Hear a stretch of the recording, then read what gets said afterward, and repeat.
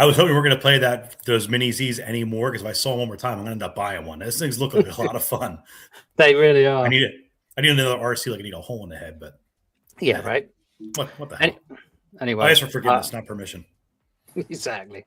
Here we are. Episode 42 of the Northeast RC Racers podcast. We've already got some TQers out there. Taylor DeLosa, Brock's in the house. Great to be back. June 15th. We're a week late. Couple of issues last week. Namely, I completely forgot about it. I was in Texas, and Tom had some things going on. So what's going on, Tom? Not much, buddy. Had a little fun racing yesterday, but I was excited to see. I mean, I don't know how much you want to share, to it, but I saw your son down in Texas working for SpaceX. Awesome. Hope you get some of the stock. Did you get a few shares of stock when he joined? He did. Yeah, he got a ton. Did he? Yeah. But awesome. He probably can't vest them for a while, so I don't know specifics, but he's there his first day today. So is he officially a rocket scientist? I guess you could say that. I mean, he's working on Starship, which is their big ship. So he takes after his mother with his intelligence. I got you. Good. How's it going? How's it going, Vin? That's awesome. Oh, congratulations to your son, man. That's so cool. Jab it in there. And besides that SpaceX IPO, we had a couple cool things going on in my world. Got a couple new kits from Team Associated. New B4.2 just dropped, which is always nice. Did a clinic at Park Lane that we're going to talk about in a little bit. Raced at Trains and Lanes.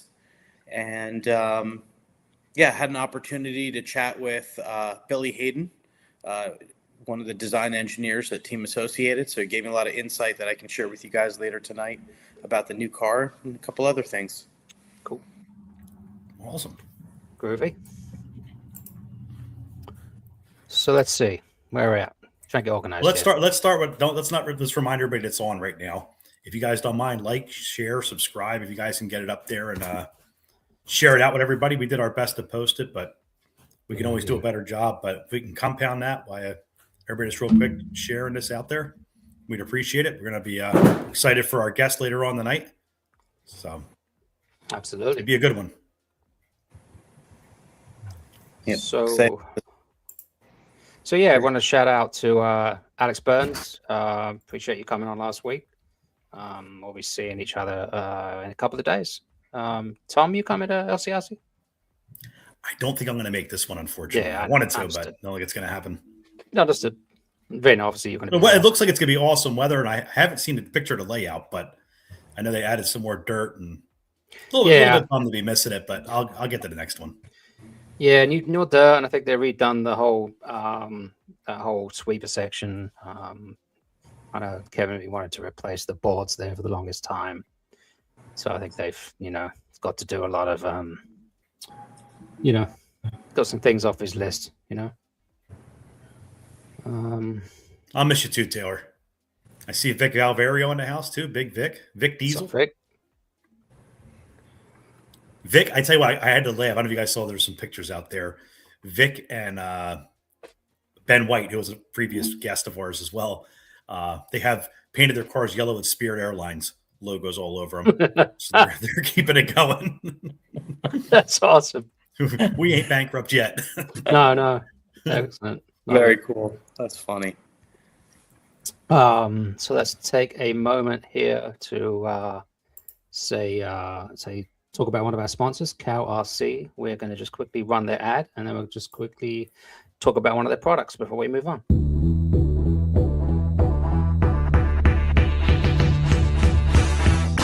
Cow RC is your one-stop shop for all things RC maintenance, carrying everything you need to keep your vehicles looking good and performing at their best. From Moo Clean part and chassis wash that's gentle on your RC's components, to jet air blasters that eliminate the need to carry those large and noisy air compressors, Cow RC has you covered. Even down to our convenient hide wipes that keep hands and other surfaces clean.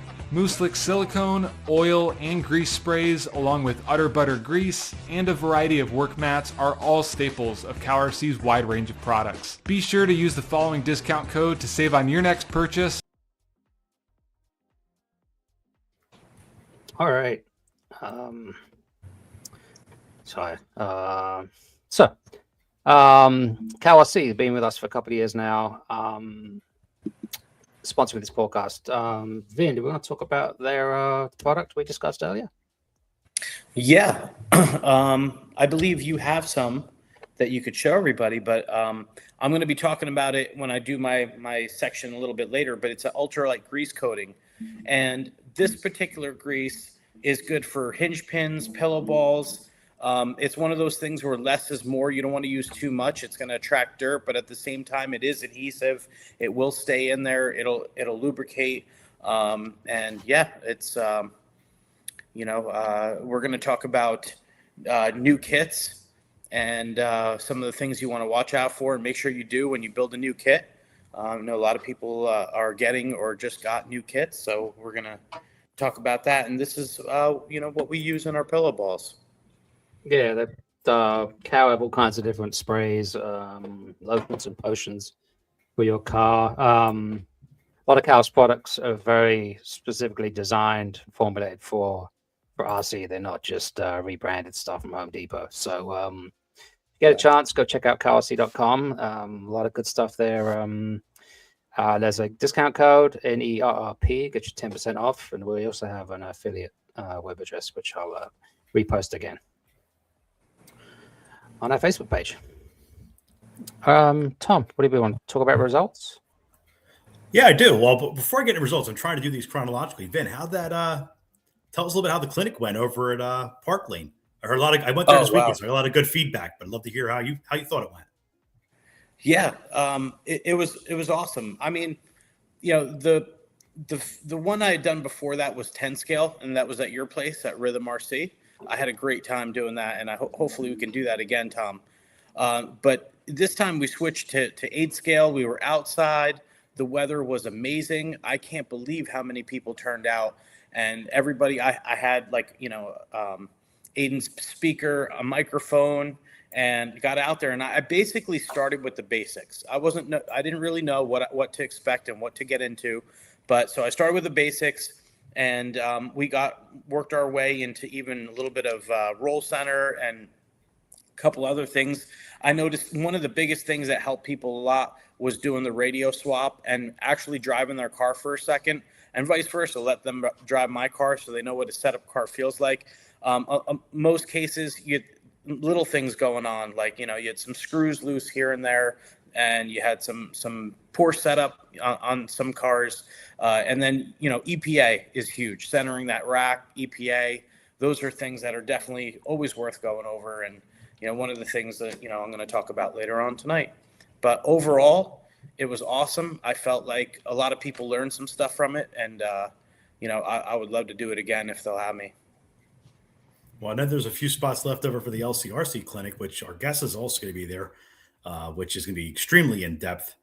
So if anybody's interested in that, I mean, certainly the cheat code, right? Up, down, left, right, BA start. You know it.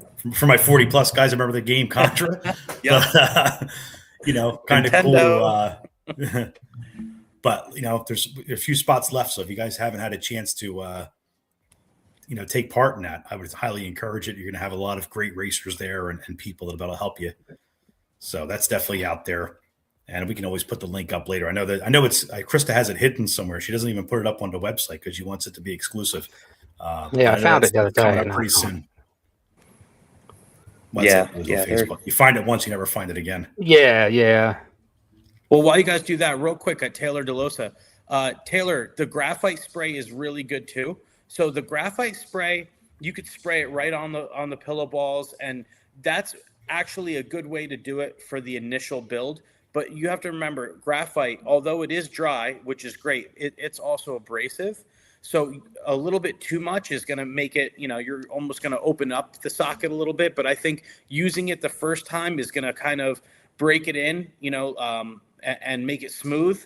And then from there, if you go to the ultralight grease coating, I think that's going to be the perfect combination.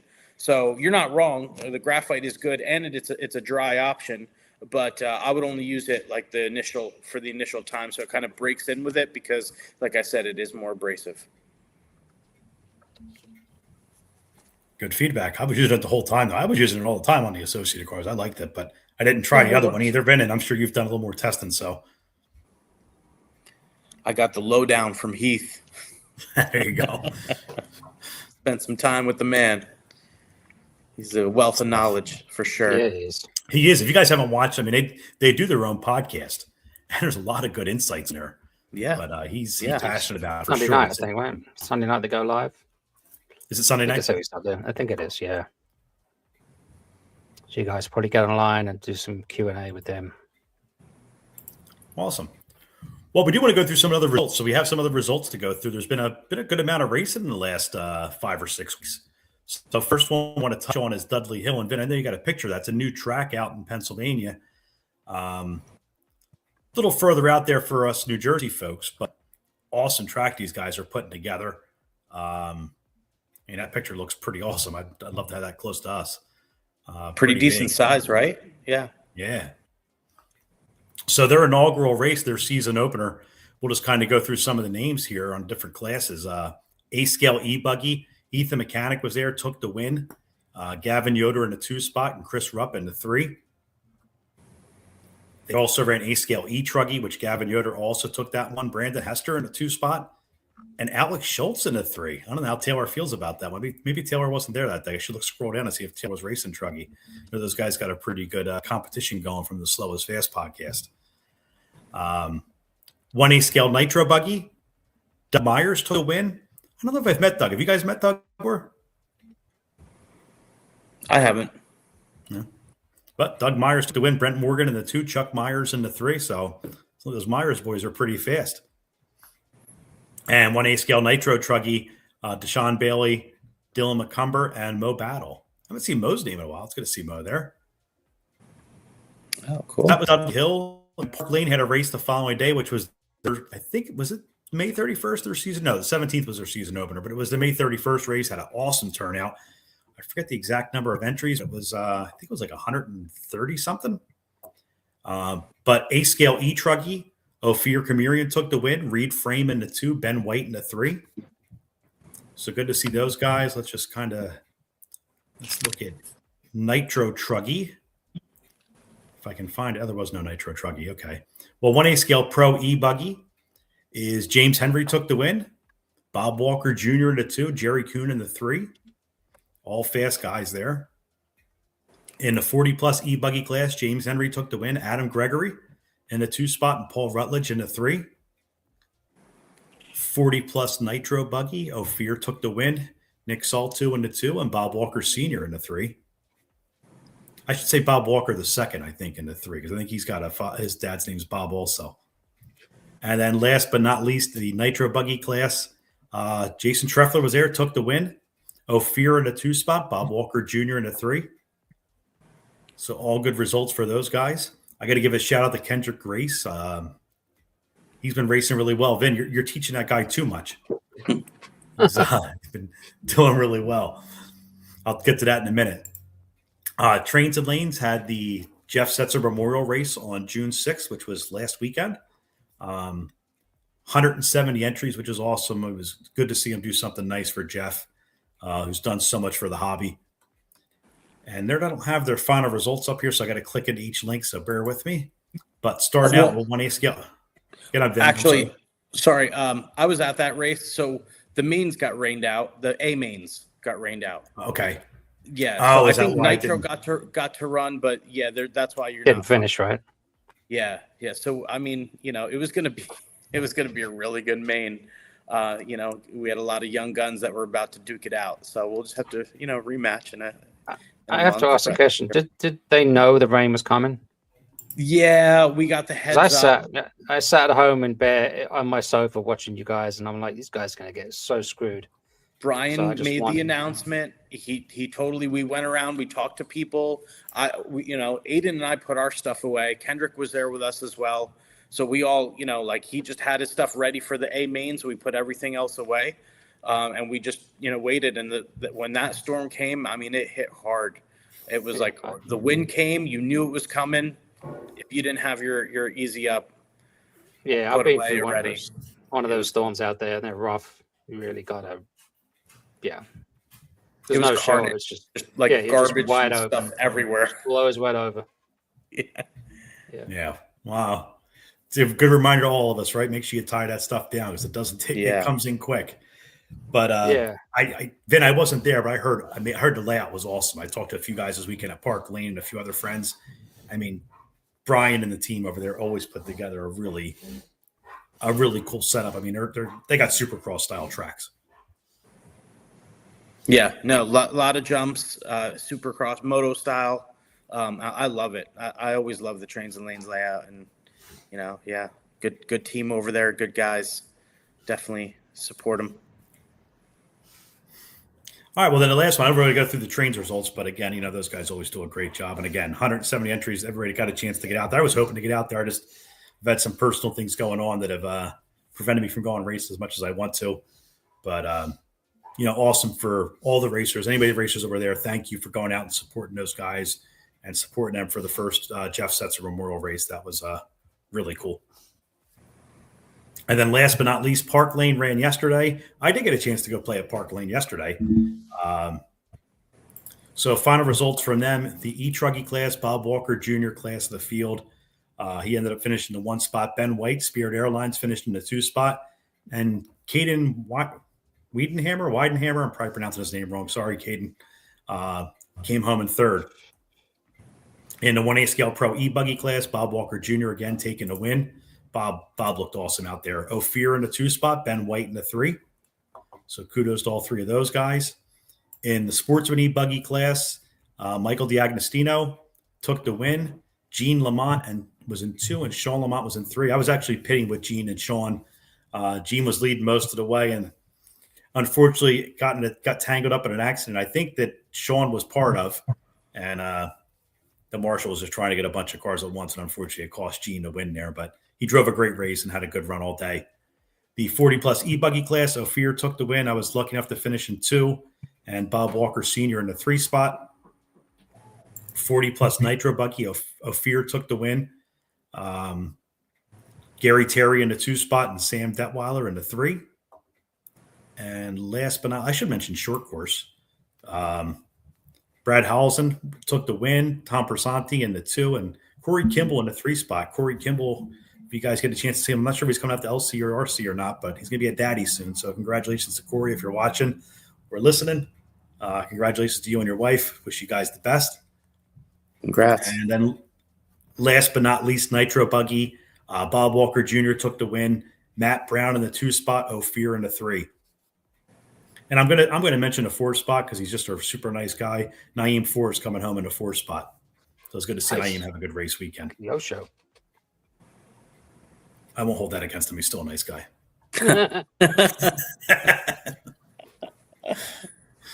So that's what I got for race results, and I know we'll have some more this upcoming week with LCRC running.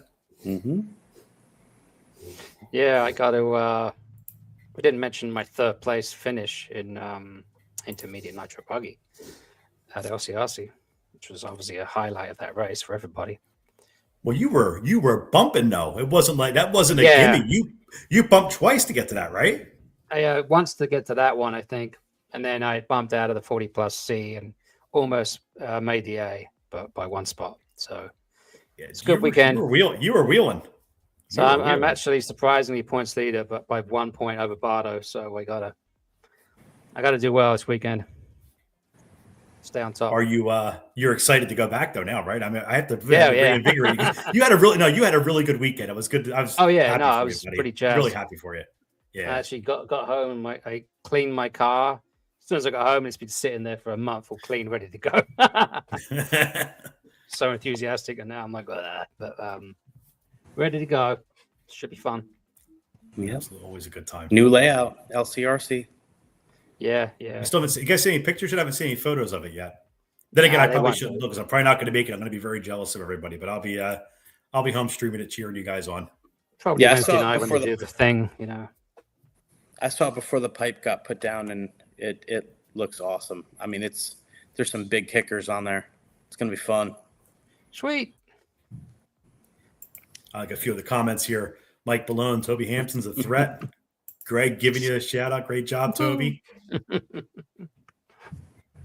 And Shane just said they posted them 10 minutes ago. Well, Shane, if they posted them 10 minutes ago, but between the three of us, it might be the end of the show by the time we find and actually learn how to share it on here. So we'll probably just let that go. Posted a video? Oh, okay. So I guess they're doing that tonight. Thanks, guys. Yeah. Appreciate that heads up. Well, I think everybody's got a lot of faith. It'll be a good layout. They always are. Always, yeah. Yep. Count on that. So that's really all I got. I know we've got an ad we want to do for Nitro Caddy, right, Tobe? Anything else you want to cover? Yep, exactly. We have our guest. Exactly what I was thinking. We're going to run the ad super quick, talk about Nitro Caddy, and then we're going to get rolling with our guest.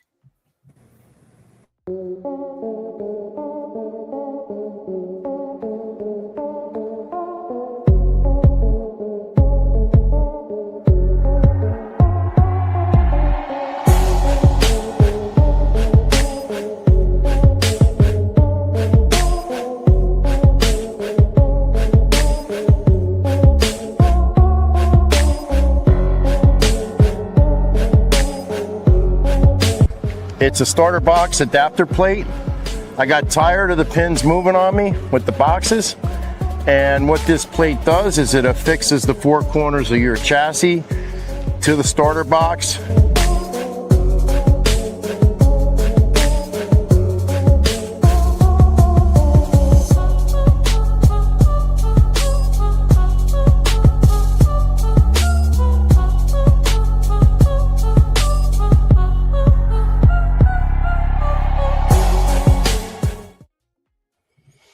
All right, just got to shout out a good friend, Dennis Brew, that's been supporting us for a couple of years now. He just came off some good racing at race down in South Carolina, which name's completely blanking, Pro-Am. He was a major sponsor down there. So if you haven't checked out nitrocaddy.com, you should. They make this amazing little starter box plate, which is takes out a lot of the guesswork for your pitman or whoever in terms of getting your car set on the box to start it. It's emoji proof, as they say. That's saying a lot. Yeah, right. I just posted the correct picture of Dudley, not the wrong picture earlier. So that's a couple of people pointed out. Posted a picture of WORC, which is always good to post other tracks. Anyway, over to you, Vin.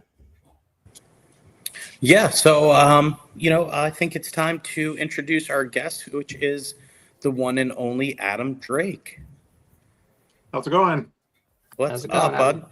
Thank Not you much. so much for being here.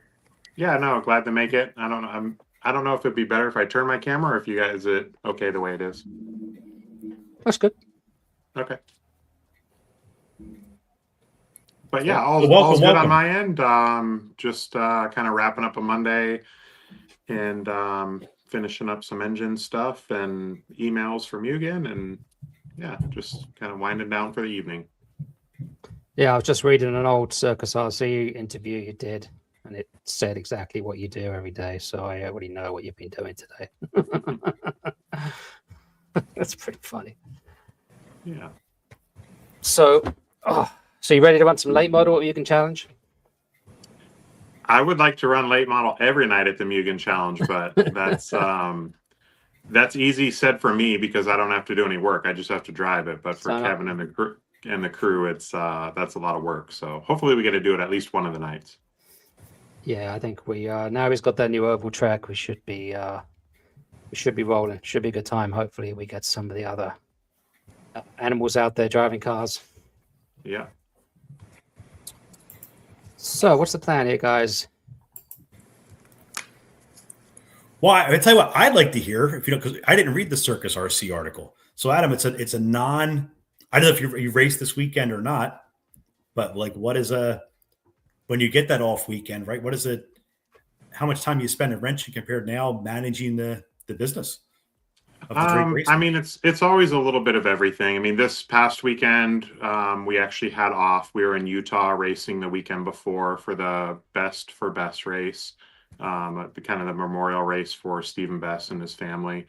So this weekend we didn't have any racing, but we did still go to the track Thursday, or I'm sorry, when did we go to the track? We went to the track, stopped by, I think Wednesday, just to kind of drop off some stuff for some customers.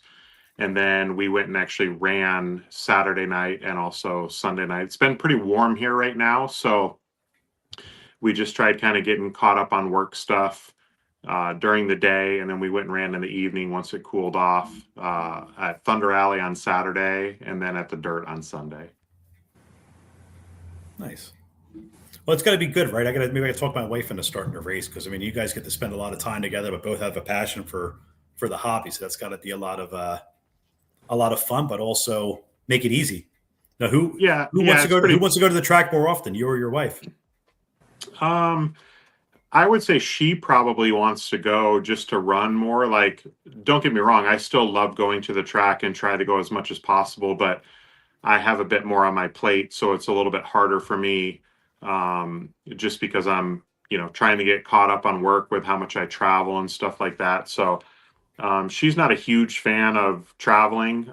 We have traveled a lot for racing, and obviously she likes when we get to those places, but traveling nowadays with all your RC stuff on an airplane's not the most fun thing to do. So, I come home from a race, have a lot of stuff to get caught up on, and also with my responsibilities with Mugen and the other companies that I work for. So, again, I would like to go to the track more and I would like to run more, but I also have a lot on my plate. So, but we do get to go to the track a lot. We have Thunder Alley that's super close, the Dirt, Palm Desert. So we have a bunch of tracks that we're able to go to. The weather's usually really good here, and we get our fair share of running in. So now Thunder Alley is back to being Thunder Alley. You probably enjoy it a lot more now. Yeah, I mean, I enjoyed kind of the process of kind of gathering the community here in Southern California and getting so much help and support from other people around the country to kind of not just save it, but also to kind of bring it back to the level that it was at. Yeah. But it was too much for us. I mean, we kind of knew that going in, but we were also willing to do whatever it took to save it. I guess, kind of thinking a little crazy. It's like, oh yeah, we can, we'll figure it out. We'll make it work. But it was just too much, and, glad to now still have it as a, premier facility here in Southern California and still have access to it. And it's in good hands now with Chris Nelson. No, that's awesome. You gave it a lifeline like that. I went there once in 2019 for RCGP, and I really kind of had it in my mind. I wanted to get out there again. So I'm glad hopefully it will still be there when I manage to make that happen. Yeah, it's live and well now. Awesome. Cool. Okay, so I've worked through some questions here, and I figure we could just go through a little bit of history without making it too tedious. So these are the notes I put together, Adam. So you can tell me if I'm wrong. Jump in if you have anything interesting to say. So looks like you started driving around 1991, Rondo a year earlier. Does that sound about right? Yeah. 5-time national champion, 3 in Nitro Buggy. Yeah. Started racing for Losi in 94 through 2015. Moving to Southern California, team strategy and team manager for TLR and Horizon. Nova Rossi 2009. You actually had a Drake engine, right? I think with them. Yeah, over the years, I've actually had a number of kind of Drake branded engines in the really early days with Trinity. Yeah. And then with Nova Rossi, I had a long relationship with them. And then now I've had a pretty long relationship with OS. I mean, pretty much all the companies I've run for the most part, it's been pretty long-term stretches. But yeah, as far as the engines go, we've had different versions with a number of different companies that kind of carried their name as well as the Drake brand. So is it going to be a Drake version of the Mugen Buggy? No, I mean, like we have, the US limited edition, which is basically, the car or the platform that we run with all the hop-up stuff that we run. But, back in the day, I mean, I had behind me some of the Drake edition gas trucks and things like that. But yeah, anymore, it doesn't seem like the company's kind of, go that marketing strategy, which is fine. But Yeah. again, the US limited edition is, I guess, in a sense, the same car that I run. So it's kind of falls in those same line. Gotcha. January 2015, you moved on from Losi, joining Mugen in March. And then you partnered up with OS in 2017, J Concepts 2021. Yeah. Those are the significant things I've learned about you. So can you talk to us about how the kind of AD1 came into, how you came up with the AD1 engine, and then how you've worked with OS through it becoming an AD4? Yeah, so OS has over the years, had some different kind of signature engines with Asushihara, Tai Tessman, Shimu. But it's always kind of been geared around the World Championship and obviously Davide Angaro. But it's always kind of been after a World Championship, they've just taken that version of engine, which is a current engine that they sell. Like with the Tessman engines, they were Spec 2 was their 110% engine. The 2101 was the Tai 1 and Tai 2. And then even now with the Ungaro engines, they were originally 2104s and then 2105s. Well, OS reached out to me and basically said, hey, we think, it would be good to do a Drake Edition engine. And at the time, the 2102 and Spec 3 were the popular engines. And I was happy with those engines, but I wasn't happy enough with those engines where I kind of wanted to put my name on the current engines. I said, I think we can do something more, do something better. And if I was going to put my name on it, I wanted it to be not just something that was picked from their catalog. I wanted it to be something that we actually worked together and developed and made changes, so that it's exclusive to the OS Speed Drake line of engines. So that's what we did. We tested a bunch of different configurations with crankshafts, piston sleeve and rod sets, head buttons, and came up with the semi-long stroke engine, which OS has always kind of been known. The very, very early days, they were always short stroke. And then they were the square stroke, and now pretty much every engine they produce for themselves is long stroke, and then what they sell to other companies is either their long stroke version or square stroke. So that was kind of unique, as well as the porting on the sleeve. And that's just kind of over the years, we've kind of evolved it from the 1 to the 2 to the 3 to now the 4. And it's all been small changes. From the 3 to the 4 was the most changes we've made. It's a new crankshaft, new piston sleeve and rod set, new head button, new cooling head. So it's a lot of changes, but again, they're all pretty small changes.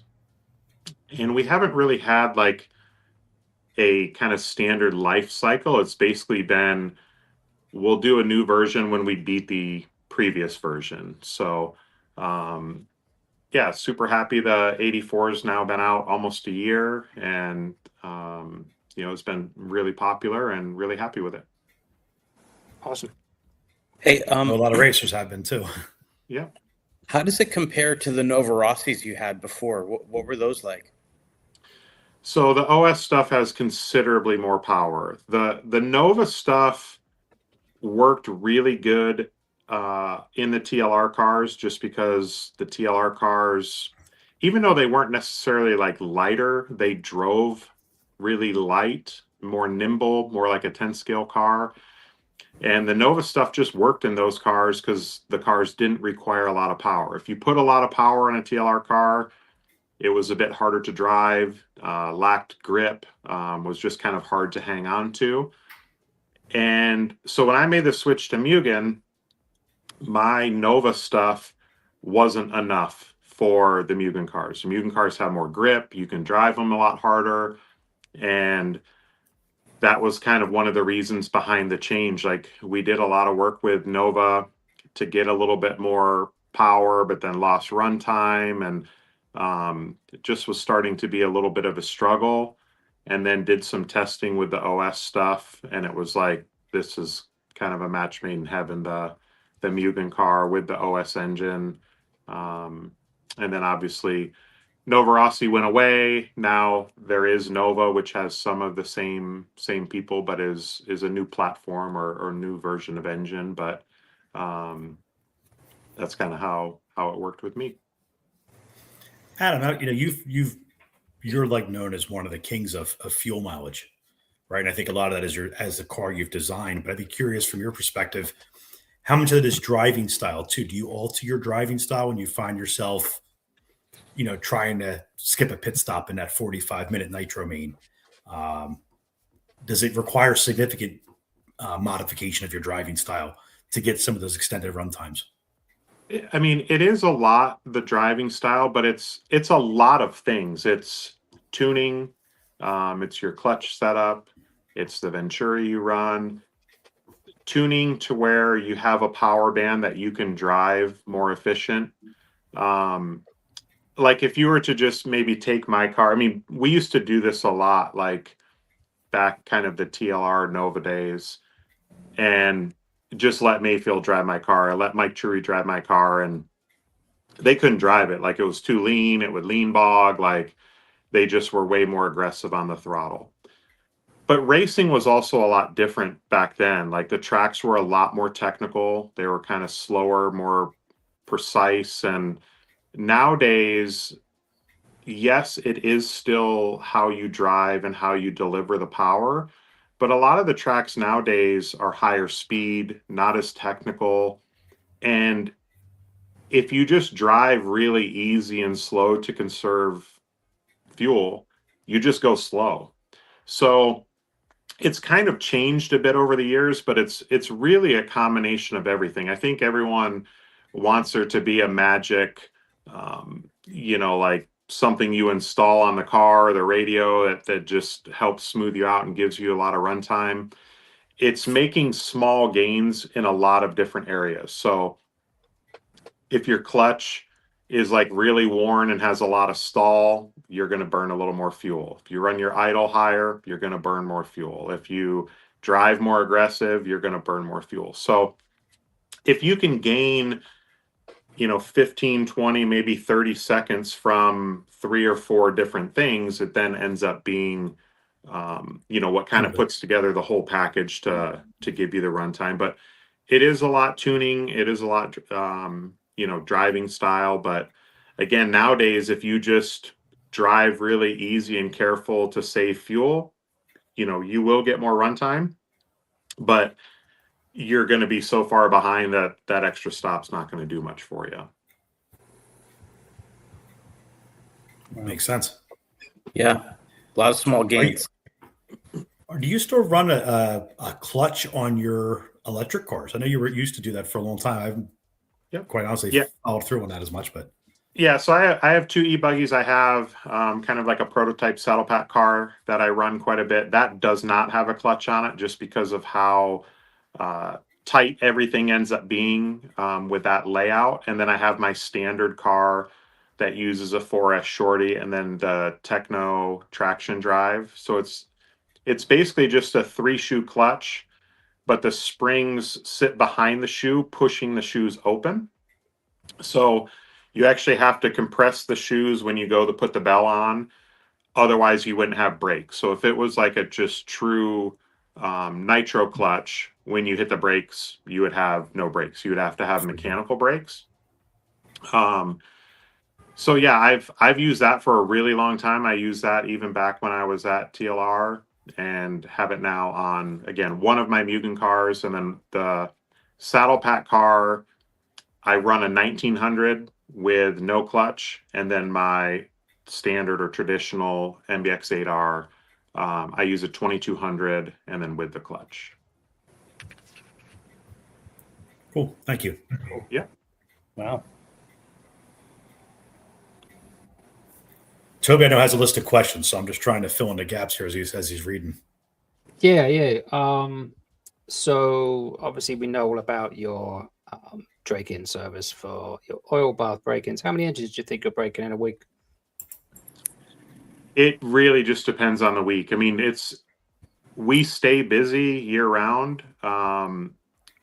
It depends if A Main is sending us a batch of Samurais, if we've just received a batch of our own engines.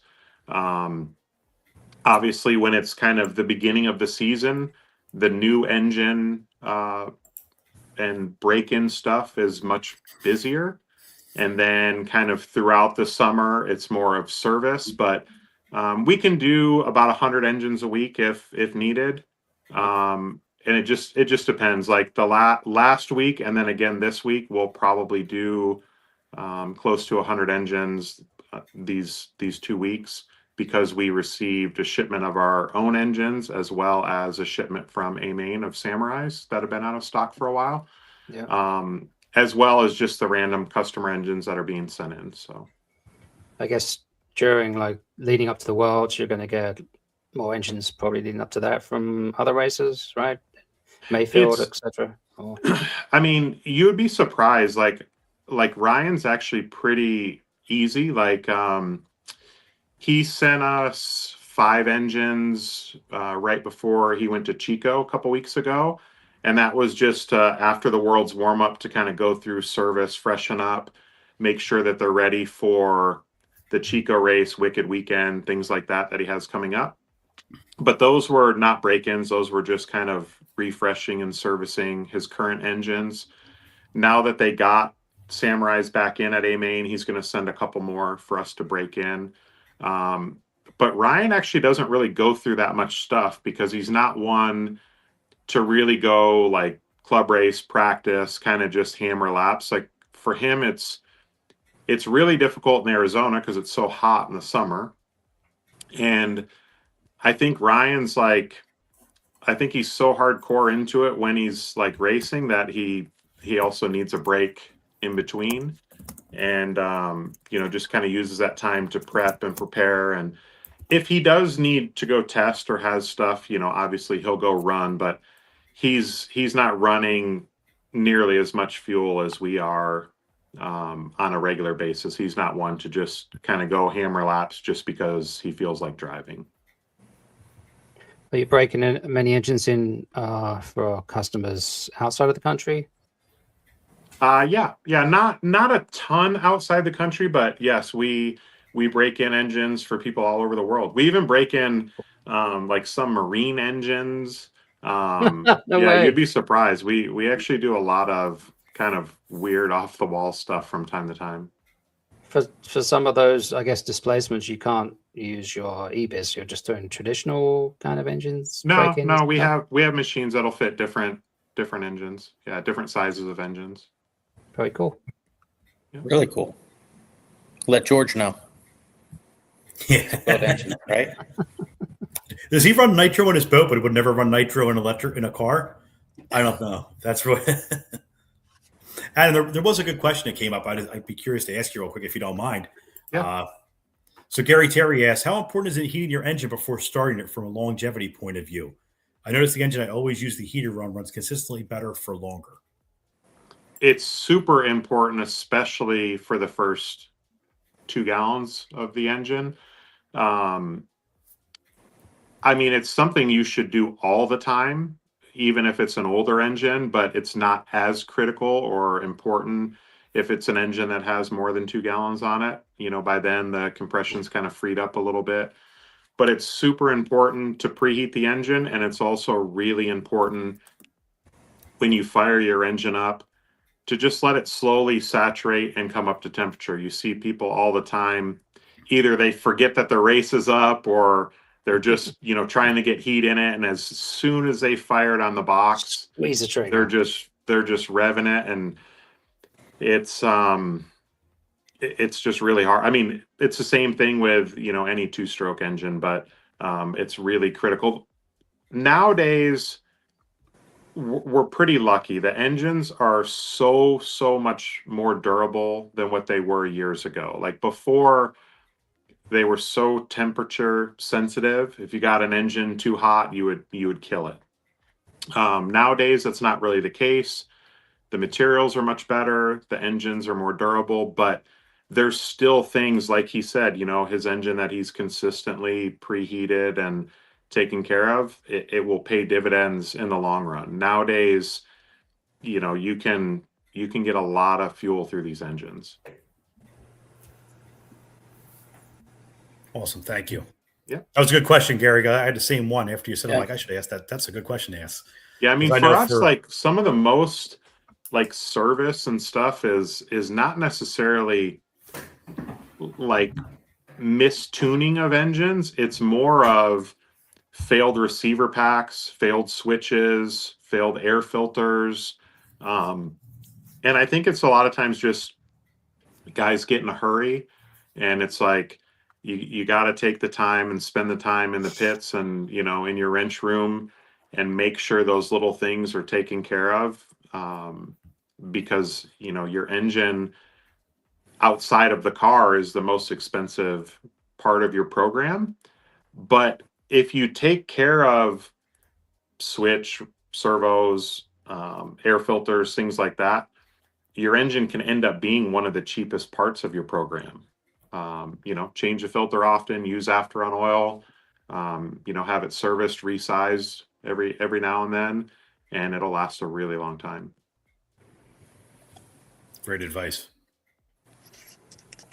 Yep, especially the air filter. Yeah. For those or stay clean and stay on there. Yeah.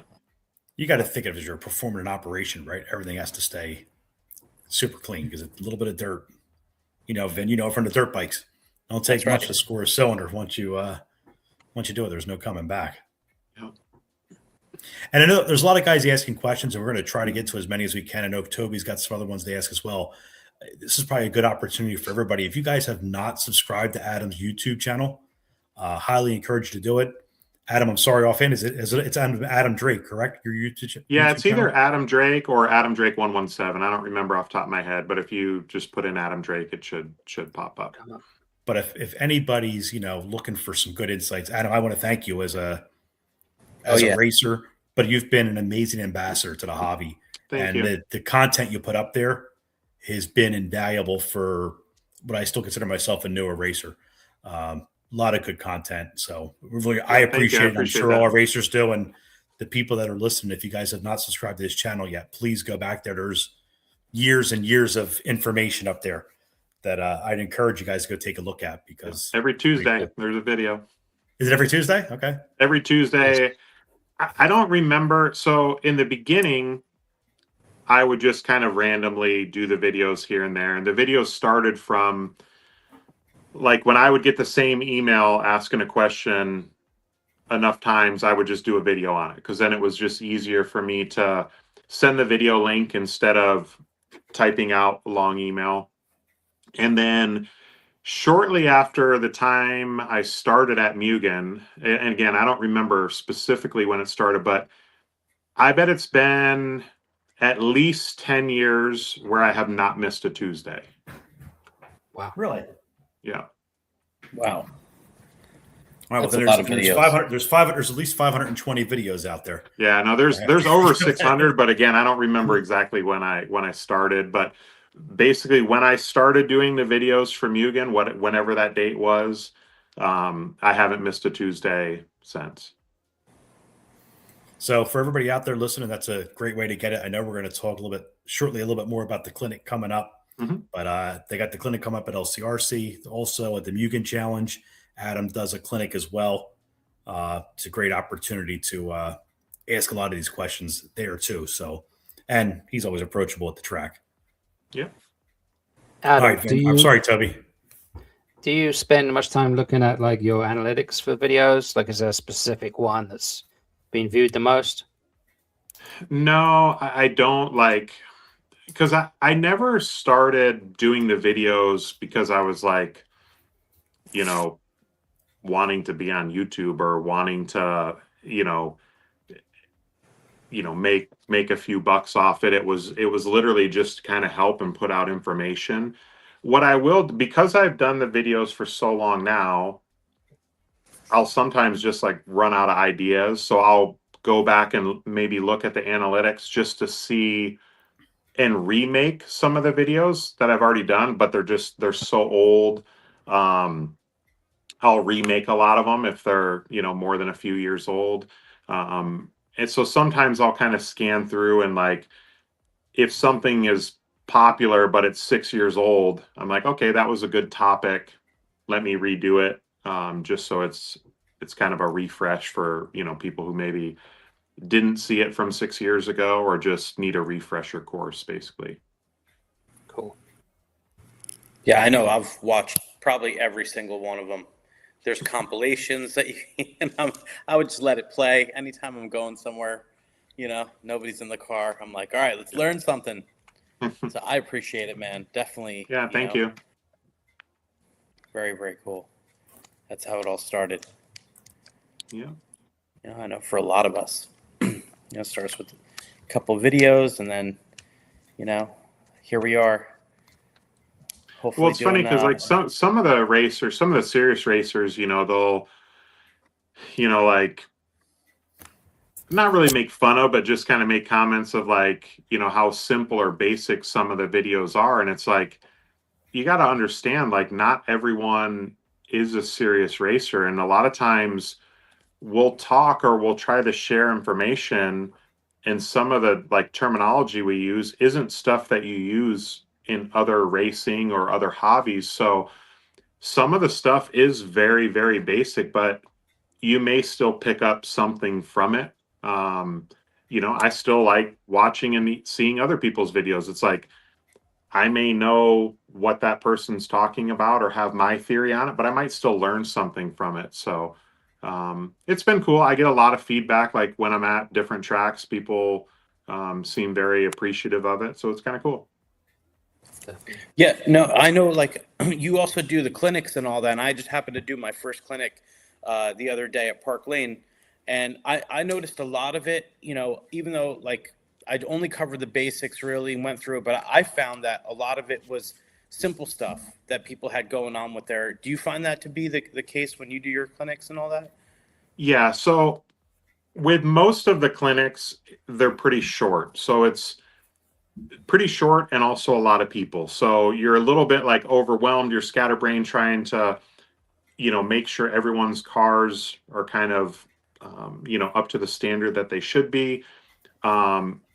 Let them kind of ask a bunch of questions and that'll kind of like dictate or direct where you're going to go as far as the topics and stuff like that you talk about. But so we did a clinic last week in Utah for the Best for Best race. And I think it started at 5:30 and practice was still going on. So there was a bunch of people, still trying to run. Some of the guys that were in the clinic wanted to ask some questions and go run. So it was a little bit hectic, but it was also, fun and cool. But with like 4 of the guys that were in the clinic, we just took like 2 of the nitro guys. We went through and just did EPAs, brake linkage, throttle linkage, ride height, just literally just tweaked and set the basic stuff. And then they were able to go out and run. And then with 2 of the electric guys, same thing, just went through their ESC settings and just made a bunch of small changes.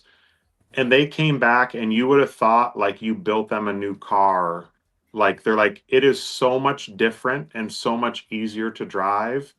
I'm blown away. And that's something that I think everyone wants to watch a video or read something and like understand roll center, understand like this topic, but yet they miss or they don't understand setting their endpoints to where the car steers equal right to left, or that it has the proper amount of brakes, or the ESC.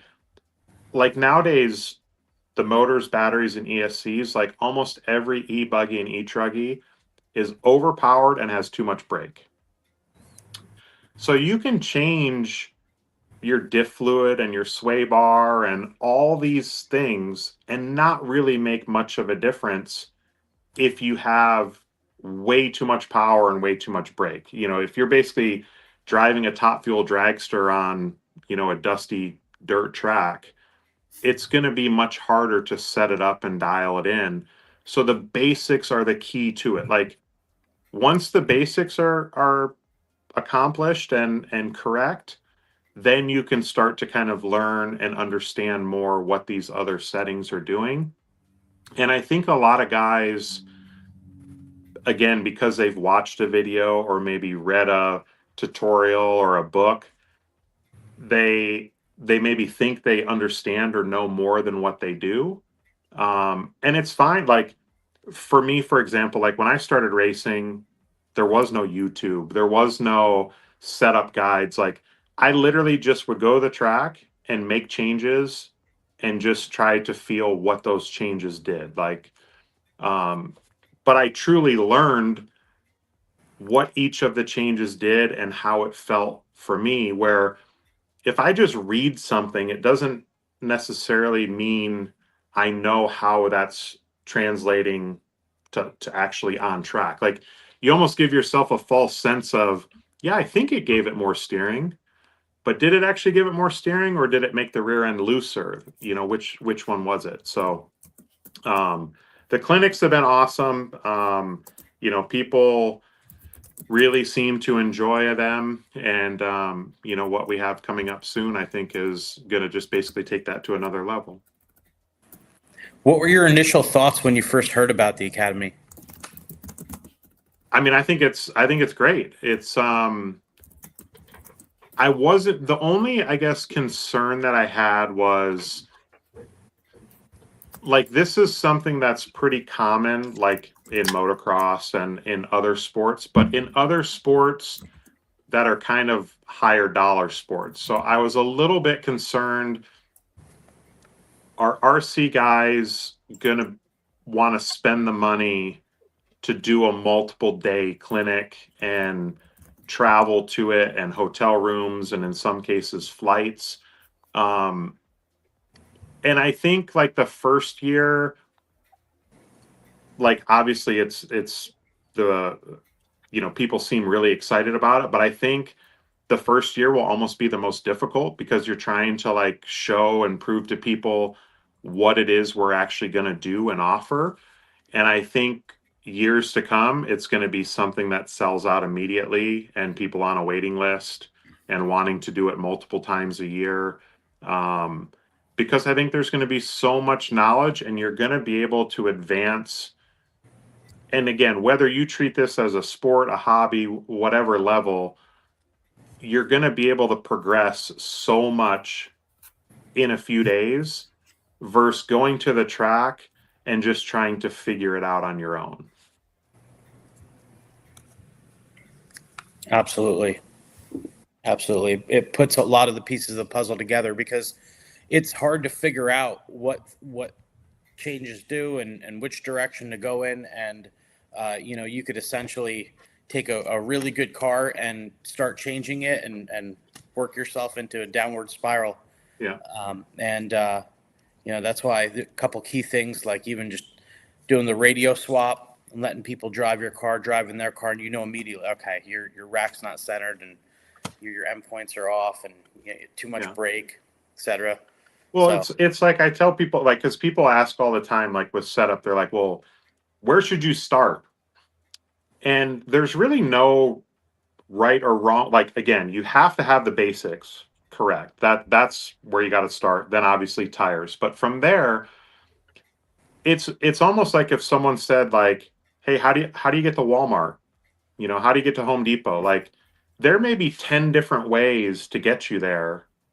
And you might get there in the same amount of time, but there's going to be different twists and turns along the way to get there. And setup's the same way. Like I try to tell people all the time, like you need to make the changes that you're the most comfortable and confident with. Like if you just sit in the pits and you listen to all your friends or teammates, you got, you know, 5 different people throwing different ideas at you. Now you're just confused. Like if you're really comfortable and confident in tuning with sway bars, start there. If you're really comfortable with springs or changing the pills, it's whatever you're the most comfortable with.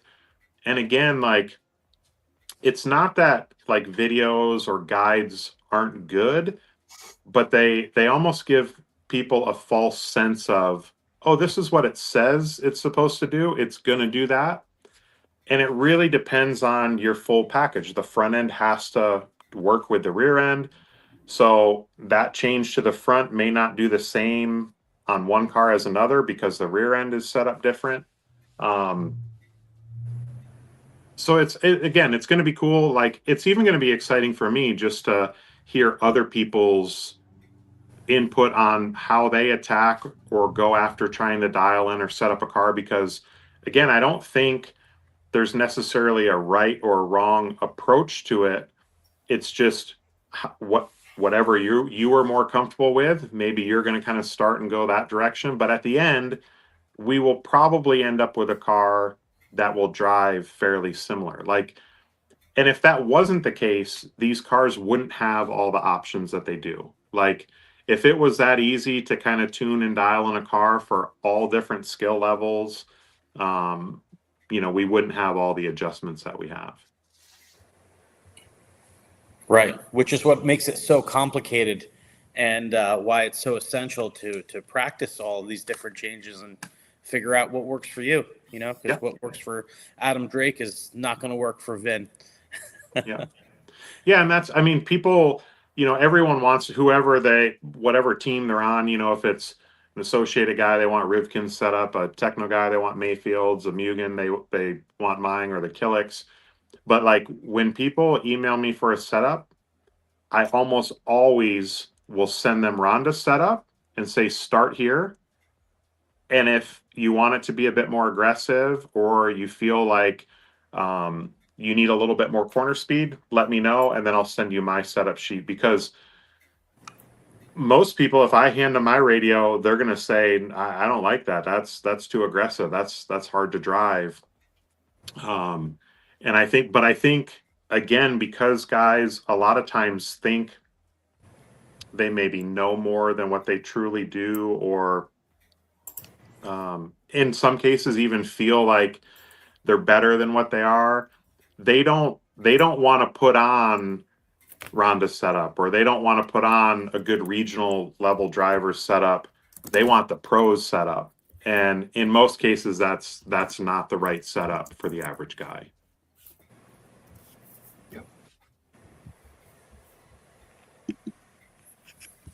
Right on. Well, I'll just reinforce what you're saying in regards to, you just have to do it, right? For me, I've read all the books, and honestly, I've watched a lot of your videos, and they're great. But until I actually make the connection at the track, that's when it finally sinks in, and then like, all right, now I got it. Yeah. Cool. And even just the prepping and building your car properly. Like, some stuff's too tight, some stuff's too loose, some stuff wasn't greased. It's like all that stuff makes such a huge impact on how your car works. Absolutely. In fact, that was at the end of the show. I usually go through, some kind of setup tip, and that's actually my topic for tonight. Well, which we'll get into in a little bit, and hopefully you'll stick around for and help us out with it. But yeah, it's basically, how to build your new kit, and break it in properly. Yeah, it's essential. And get out there, like Gary said, get out there and test it. That's how we learn, Gary. No doubt, buddy. Yeah, quick question to follow up on the setup stuff before I change direction. Adam, in terms of like car setup, when you come out to LCRC every year, do you obviously the dirt, you've been going there for God knows how many years. Do you make some specific changes knowing you're going there based on what you've run before, or do you have like a kind of like a running setup you've evolved over time and you just put that down and then kind of go from that point? Yeah, I kind of have my baseline that I kind of always start with. I'll usually always print out setup sheet from where I ended the previous year, and then also check the weather, because that can obviously have a big impact on any outdoor track. Absolutely. and also checking the weather just so I know as far as tires go, because if it's going to be extremely hot, I'm going to need more harder tires. If it's going to be cold, I need softer stuff. Yep. But for the most part, I like to always start kind of with my baseline setup and then just make small changes from there. That way I know I'm not starting with something new or something that's a little foreign or drives a little different. If it's my baseline, and even if it's off a little bit, you're still kind of comfortable with what it's doing. And yeah, then just make small changes from there. Got it. Love Good stuff. 100%. All right, gonna change direction somewhat. I have a couple of questions here, sort of unrelated to setup. You've mentioned in another interview that you look up to Kim Wald and Matt Francis in terms of drivers that have influenced you. Over the past 5 years, who have you been consistently impressed by? I mean, Mayfield would be number one, mainly because I have had so much time to work with him. In my kind of earlier days racing, we were more rivals and, grew to become good friends and work together at TLR and then also at Mugen for many years. So obviously have a lot of respect and appreciation for him. He also, promotes and carries our engine service and all of our, branding with the Drake stuff very well for us. Obviously Dakota Fend, his flat out pace and speed and seeing how much he's progressed on the 8 scale side of things. He's always had speed, and for a number of years there, it was, people weren't super concerned with his speed because they knew he had troubles from time to time, and now he's kind of taken charge of that and getting good results. More recently, in the last year or two, Seth Van Dalen's been someone who just kind of For sure. quietly continues to put down really good results. Just you don't see or hear much from him like social media wise, but I know him and his dad are always working hard behind the scenes, and the results speak for themselves. He's been, for a little while there, it was like, oh man, Seth's really fast in truck, and then now it's like, wait a minute, Seth's getting good results in everything. Yeah. And then as far as some of the younger guys, like on the Mugen side of things, Frankie Contreras, Travis Horn, they've been doing really good and progressing. And outside of the US, obviously Ungaro, Canas, the Killix have all been really impressive. That it leads me up to the next question, actually. Who do you think from the US has a genuine shot at beating Ongaro at the Worlds? I think Mayfield will be in the mix. He kind of always is. He, sometimes has his struggles, and, even like at the Worlds warm up, from where he started to where he ended, he kind of always puts his head down and puts it together. I think Dakota will be in the mix. Dakota usually has really good run time, and if he can drop a stop or two, that's going to be really helpful and beneficial. I think someone that people are maybe not really thinking too much about, but I think Chase Lemieux will be very good. Again, good fuel mileage, drives really smooth, precise. The race is kind of going to be more like a 10 scale race, in my opinion. Yeah, yeah. I think Seth, if he starts out well and is able to kind of build, I think he'll be strong. And then one person will be Fee. Fee's going to be in the mix. He's been going really good at all the races, but he's also been putting in a lot of time and effort at Thornhill. He's had kind of some engine struggles, but has made some changes recently. And I think John and Fee are doing it right. And I've told them this a couple times this year, going and doing some of the races in Europe, doing some of the Asian races. Like this isn't a knock at US races. Like the US races are great. They're a lot of fun, but it's not real racing like what they're doing in Europe and other parts of the country. Like we have our big races and they're great. They've been around many, many years. They get crazy amounts of entries, but it's more of like going to a party than going to a race. It's not, you don't have the referees and as much tech and structure and timetable. And I think when the US guys go to the Worlds, even though they've raced for many, many years, it's a little bit foreign to them. Like it's a little different because again, so many of the races are laid back and fun and enjoyable. But I think with Fee and John going and doing all these structured races and with the ladder system and the longer mains, it would be really cool to see Fee do well at Thornhill. Absolutely. And he's running Kyosho, which makes Toby happy. It sure does.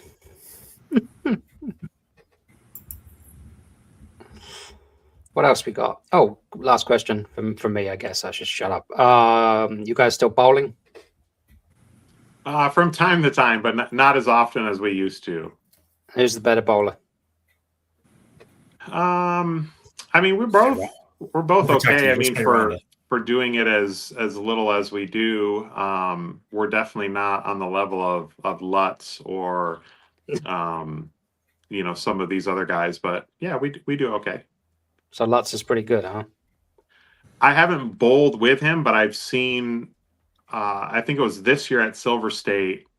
Someone sent me some video of him bowling, and yeah, he's very good. Love it. Yeah, we have a young driver out here too. He runs Mugen, Noah DeLong. He's actually really good as well. He was bowling at Silver State this year, and he's bowled a number of 300s before. Wow, impressive. I'm happy to break 100 with bumpers. Adam, if you weren't in the RC industry, what would you consider be something you might be doing if you weren't in the RC industry and racing and everything else? I mean, I grew up racing motocross. That's kind of what my dad, brother, and I, or kind of our family did. I wasn't nearly as into it or serious as my brother, mainly because when my mom got remarried, I moved with her to South Carolina. So I would go back and forth between South Carolina and Michigan. So it was like I wasn't able to kind of race or ride as much. But I still really enjoyed that, still really enjoy it to this day, watching Supercross and motocross. So I think that would be something, cool to be around or be involved with. But RC's kind of what I've done since I was a little kid and don't really see myself anywhere else. Well, Vin and I sometimes do a Supercross segment when we start the podcast. A lot of guys enjoy it. So I'm just going to ask a quick question. Thumbs up, thumbs down. Hayden Deegan. Thumbs up. All right. I got to elaborate a little more with him because I wouldn't say I'm like super fan or anything, but I have a lot of respect for how talented he is and the results he's getting. Don't really care for some of his interviews and things like that. But for me, you got to respect someone who puts in that effort and has that much talent. He's backing it up. Yeah, you think he's going to catch the Lawrence brothers by the end of the season? I mean, I think I could see him having his moments here and there, but I don't think he's going to just catch and surpass the Lawrences and be like those guys are.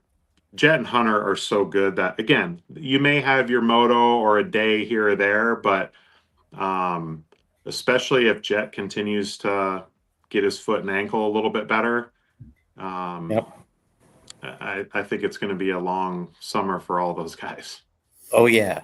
Yeah, because you got Hayden is getting used to that 450, and he's, It's the power delivery is totally different. You know, like I Yeah. guess like an OS versus a Nova Rossi, right? Yeah. And you know, and those guys just have so much talent, the right equipment, the experience. So it's gonna be great. It's Yeah. gonna be very cool. Yeah. What kind? Do you still have a bike? No, I haven't had a bike for a really long time. Yeah, just for me, it was mainly when I moved to California.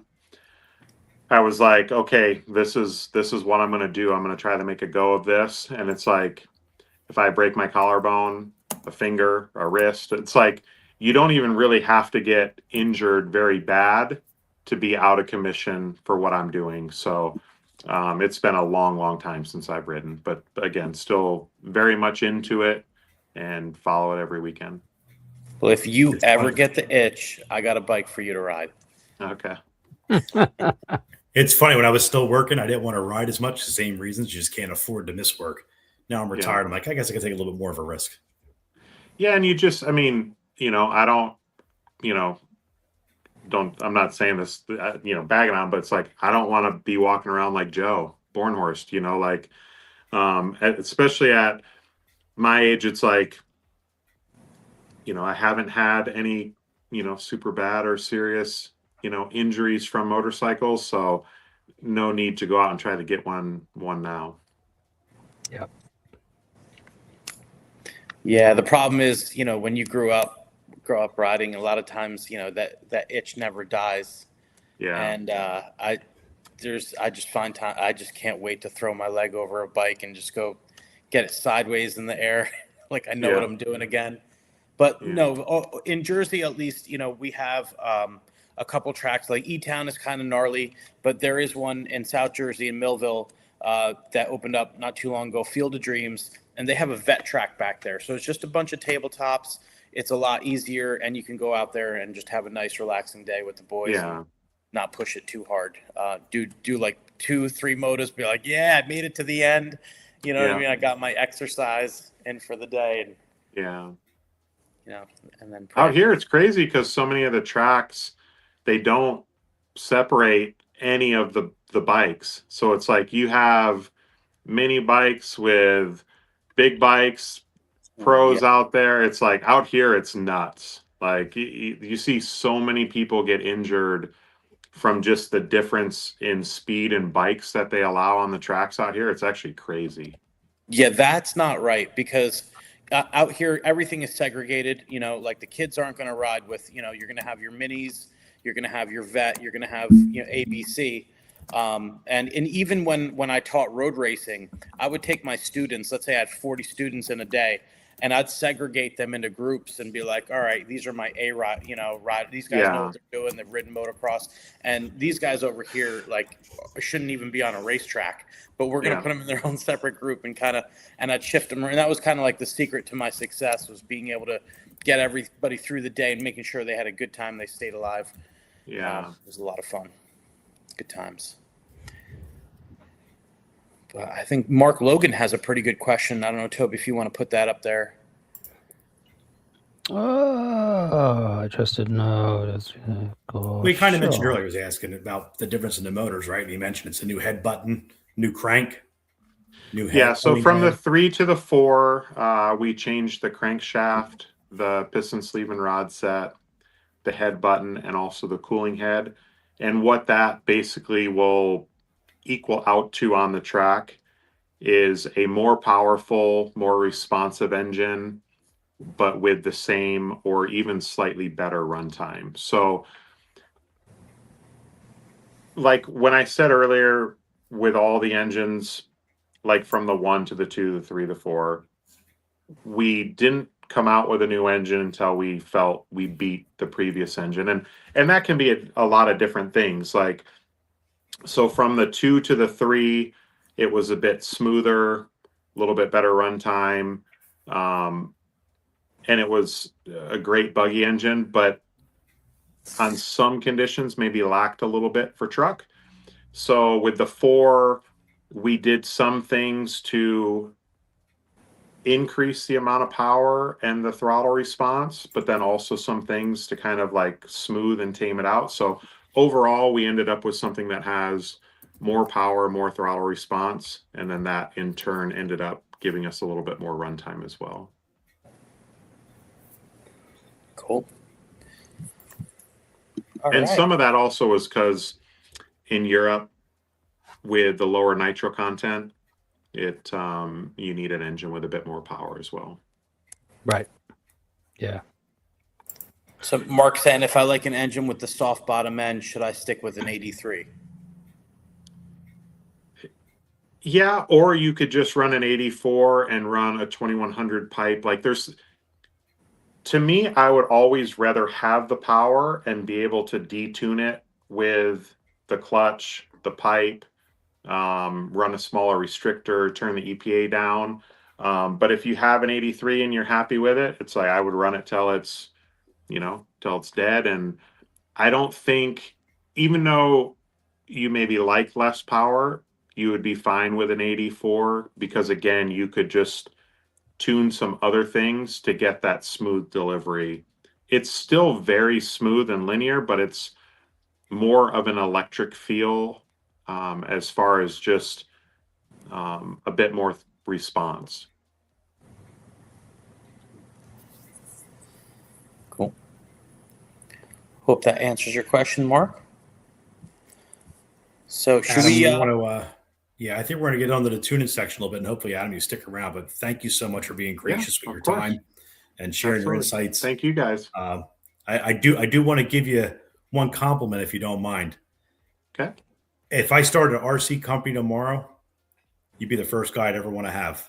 I think you do so much to I think you do so much to advocate for the hobby as an ambassador to the hobby and help new people. I think that's something that Vin, Toby, and myself, take a lot with this whole podcast, right? It's all a matter of trying to get fresh people into the hobby and nurture them and help them along the way. And you do an amazing job of that. And I think you're an awesome brand ambassador. So thank you so much for everything you do. Yeah, thank you. That means a lot. I appreciate it. Very cool. Yeah. Okay. So Vin, you want to take it away talking to these new car blues, a new car? Yeah. We got some news, man. We got Associated. I know we got our Mugen guy here tonight, but the cars are pretty similar in a lot of respects. And AE has just dropped the newest installment of the B4 series, the B4.2. And we have a couple new things that we can do with the car, adjustable diff height, and a couple new things. So I'm going to actually use that as an example and kind of go through not only what's new on the B4.2, but maybe how to set those things up if you get your new kit. And then also, since we're talking about new kits, how to build a new kit and some things to look out for. I'm sure Adam has a lot of insight for us on that. But, when we're building when you get your kit, if you're getting the B4.2, it has adjustable diff height. So my suggestion is to use the insert that has the high-low instead of putting it in the middle. Go with the high-low. I think if you're coming off a B4.1, it's set low as stock, if so to speak. So start with that and then switch it to the high and see what that does for you running a higher diff height. You can just feel the difference simply by flopping it around, just switching it over to the higher setting. So, the higher diff height, I believe, is going to remove some drive shaft bind. So it should allow the car to roll a little bit more. So you can go up in your diff oils, you can go up in your springs, you can go up in your sway bars to compensate.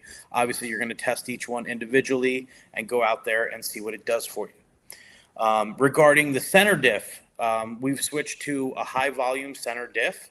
So, it's one of those things you got to kind of put it together, go out there, run it once, and then you have to kind of crack it open and, add a little bit of oil to it for a new diff, but especially with this high volume. And once again, higher volume, you're going to want to go up in your diff oil.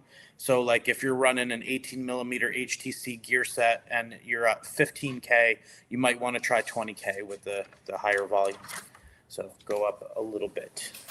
So a couple other tips. moving on to, the car has some new hubs, -5 offset hubs and new arms to go with it.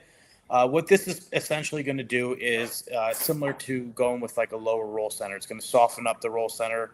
It's changing a bunch of things in there, which I'm not going to get into right now, but so it may, running your hubs down, it might feel a little bit soft now as the grip comes up. You might want to just test with the middle hub height, and you don't want it to be too soft and then lose support on corner exit. The car might swap or do some funny things on you. The middle hub position should be more side-to-side support. And Adam, jump in and correct me if I'm wrong anywhere, please. But both may require stiffer springs and sway bars on this new version. And moving on to suspension, from what I'm hearing, the guys are running the original, the 1.6 white front AE springs with the pink rears that come with the kit. We are testing with Shell runs MIP pistons.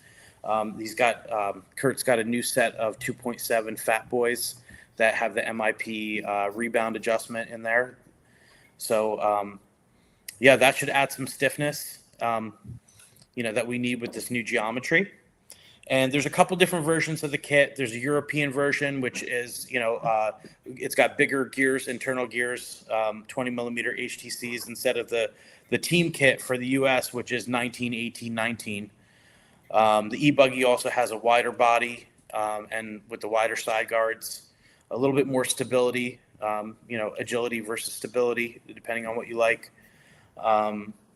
Nitro chassis is totally different.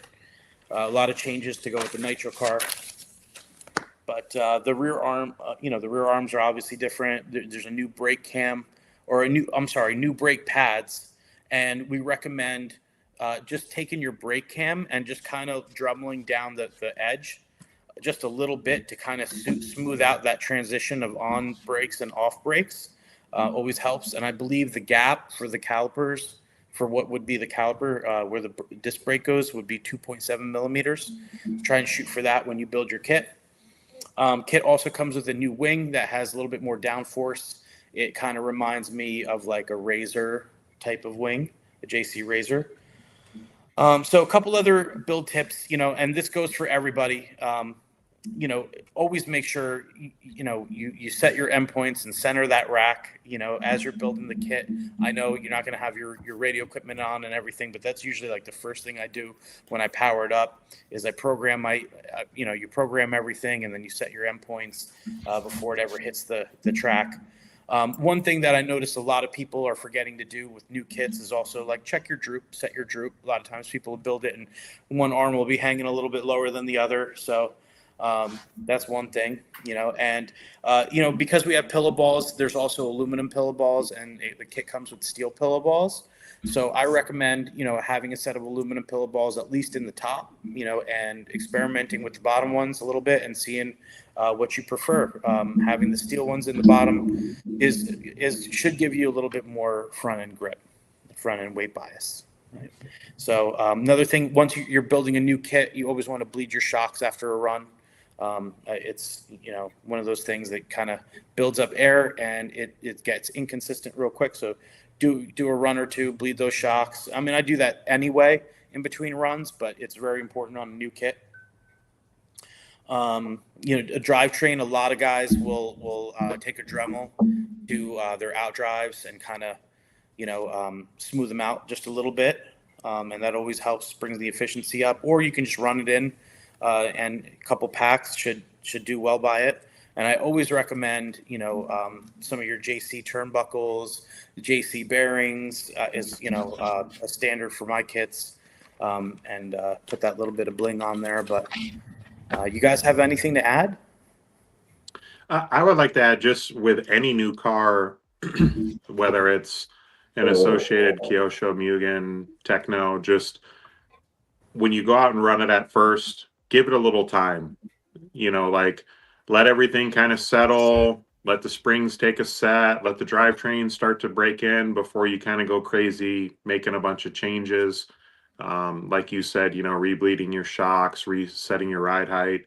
but also just letting the drivetrain kind of break in before you go crazy making a bunch of changes.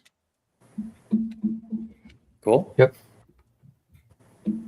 Just All as a right. secondary question, no, this has nothing to do with the new kit, but out of curiosity, I'm a little OCD when I rebuild my cars. I actually have all my out drives marked right side, so everything goes back together the exact same way. Am I OCD, or is that actually not a bad idea? It's programmed the same way. That's how it should be. Okay. Oops.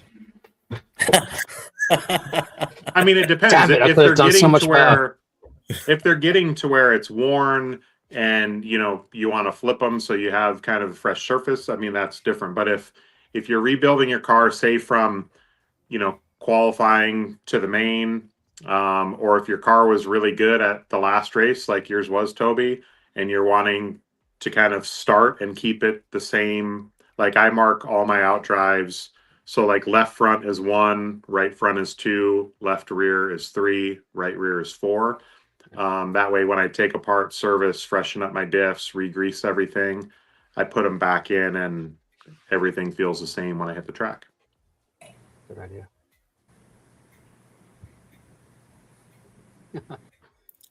Taylor. Cool. Just read some of the comments people are teasing. Yeah, Toby, right. We always get a kick out of that. I'm even going to Yeah. show it. Yeah, Taylor's my big guy, and he hears the worst of what goes on in the headset on the track. I've actually been pretty good, I'd say, the last year. And I actually rebuilt my cars all last season. So turning over a new leaf. That's why you're leading the points. Yeah. I got to try and stay there now. Guess I'm going to have to work hard. Nice. Now the pressure's on.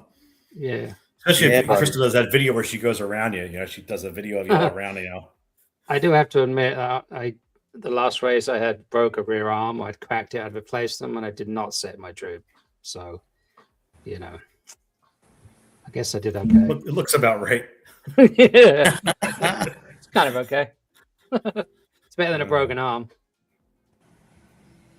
All right, so where are we at? 9:05. Do we have any other ads? We have to run it all, Toby? Or are we good to go there? I think we're good, and we run everything. Our friends at Calcy and Nitro Caddy. Awesome. And Park Lane. Let's not forget our friends over at Park Lane. Absolutely. Yeah, I got to get onto Nelly for getting us a little promo video. We can get thrown in there. The one that we play is the one that I did for one of the mini Z races. The layout yesterday was an absolute blast. I got to get back over there again because I had a It's great fun, time. right? Yeah. Yeah, it looks good. I didn't mention Kendrick and I were battling on the last lap, the last turn. Nice. For, I think the 4th spot or 5th spot, whatever it was, right off the podium. But we both wanted it, and Kendrick said it. He almost got it to hold, almost. It makes me want to run my. I saw some short courses going around that track. It makes me want to run mine. It's like a lot of fun. Short course is big there. Yeah. Which I was going to ask Adam his favorite class if he had to run one class only, but I have a funny feeling he'd probably say gas truck. No, Nitro 8 skill buggy. Nitro Nice. gas truck. All right. Yeah. Oh, cool. I mean, gas truck was awesome, but tracks were different. Everything was a little bit different then, So I think we all remember the good times of gas truck, but then you go back and drive one now, and you're like, "Holy cow, I can't go straight." So, it's still fun, but yeah, 8 skill Nitro buggy is my favorite. Got it. Nice.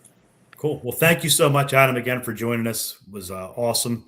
Everybody that's been, commenting and asking questions and just sharing information, I appreciate it. Vin, setup section as always, really good. It was interesting to hear the stuff on the new cars, and I think hopefully gave some people some good insights.